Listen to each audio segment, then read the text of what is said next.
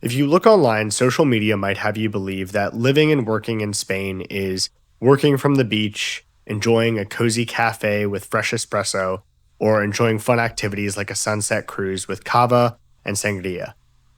But the reality, it looks a lot more like this. Come join me in a day in the life of an expat living and working in Malaga, Spain.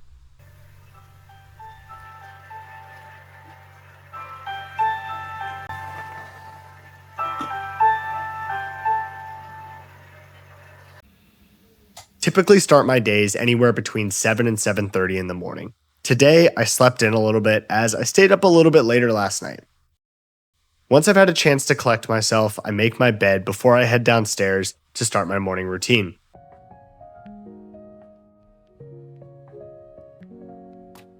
It was initially hard to get up this early in Spain because the sun typically doesn't come up until 8:30, but I've come to love the quiet mornings, watching the sun slowly rise and the city wake up.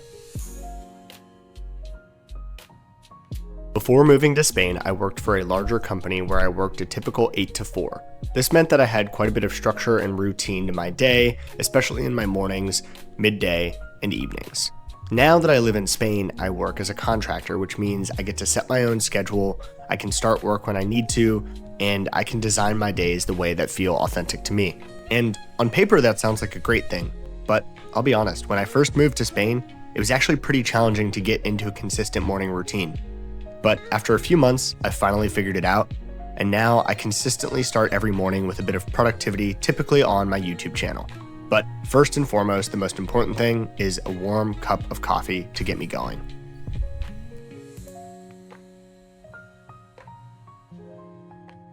Around 8 a.m. is when I start work on my YouTube channel. It's a big priority for me to do this every single day, and especially first thing before the day gets away from me with other responsibilities and social engagements.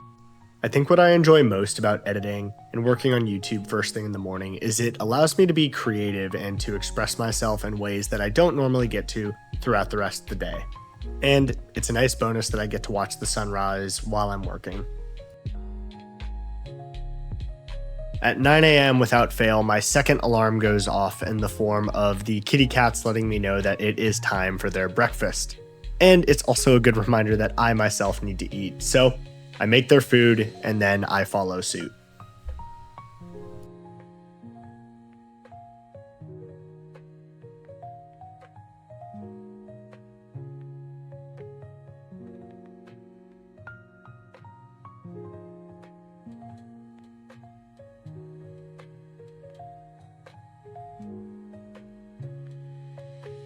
While I eat, I typically read a book. Right now I'm reading Do Nothing by Celeste Headley.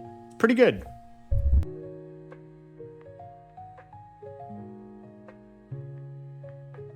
At 10 a.m., I start my job, which makes my entire life in Spain possible to begin with.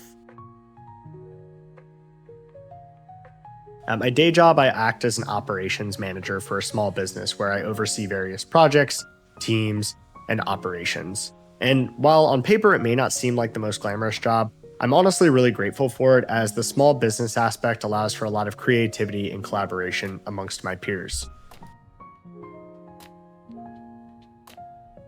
Some days I almost feel a bit guilty, like I'm wasting the time that I have here in Spain working. But I remind myself that that work is what allows me to be here in the first place. And more importantly, that in my free time to make the most of my time here, to go out, explore, and to experience the beauty of this country.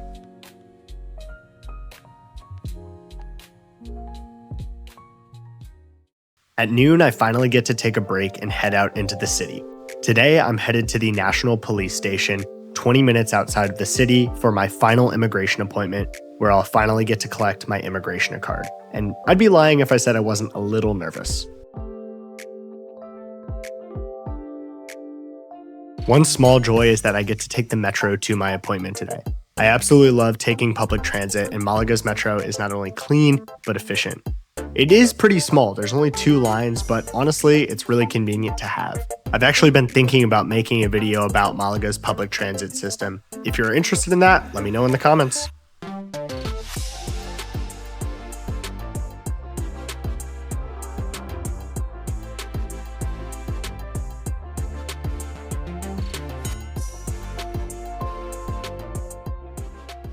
Finally, I arrived at the Malaga police station, feeling incredibly anxious. This has been 9 months of work over the past year to get my legal residency status in Spain.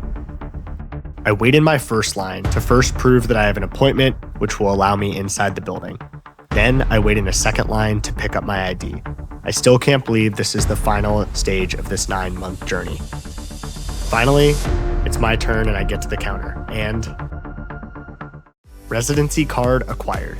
It's hard to put into words how amazing I felt leaving the office, knowing that all of the hard work I put in over the last 9 months paid off. I'll be the first to admit that Spanish bureaucracy can be a bit of a bear. It takes time, it requires lots of paperwork, and there are moments of confusion and head scratching. But it does finally pay off with a lot of patience and persistence.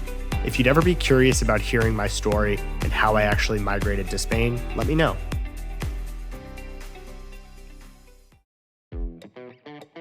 After a busy morning of work and the stress of Spanish bureaucracy, it's safe to say that my brain is a bit fried.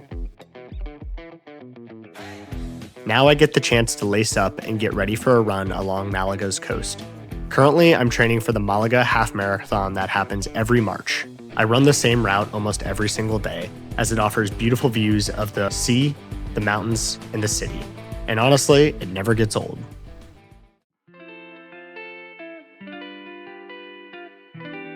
After my run, I get a chance to clean myself up before I make lunch. In Spain, lunchtime isn't typically until 2 p.m. And after lunch, most people typically take a siesta, and that's because lunch is the biggest meal of the day. Today, I'm having eggs, toast, and some fruit. Typically, while I eat, I either watch YouTube or read a book. I'm trying to spend a little less time on screen, so today I'm reading a book. Now it's time to round out the workday. Typically, I only work about 4 to 5 hours each day. Compared to my old job where I was working 8 to 9, this has been a big shift. And I have to say my coworker agrees with me. It is a source of stress relief whenever things get too serious.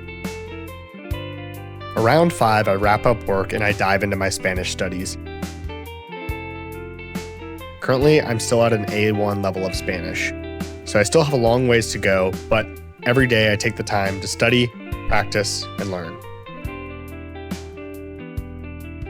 Speaking of learning, at 6:30 I have Spanish school. Currently, I'm only enrolled twice a week, which is perfect for my busy work schedule and other obligations, but it's a great way to practice Spanish, especially in the classroom setting.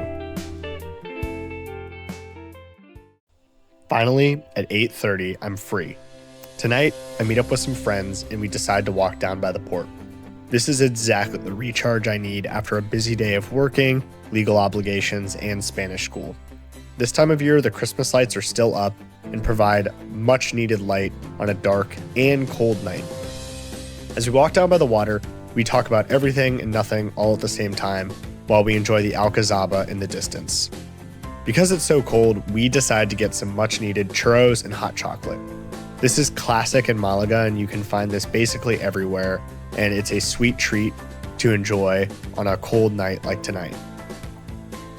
We hang out for a little while, chatting, talking about various topics, and just enjoying each other's company before we call it a night.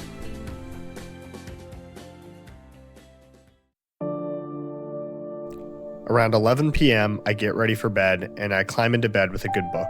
This is how I wind down and relax after a long and busy day. It looks like tonight I have a little bit of company. At around midnight, it's lights out.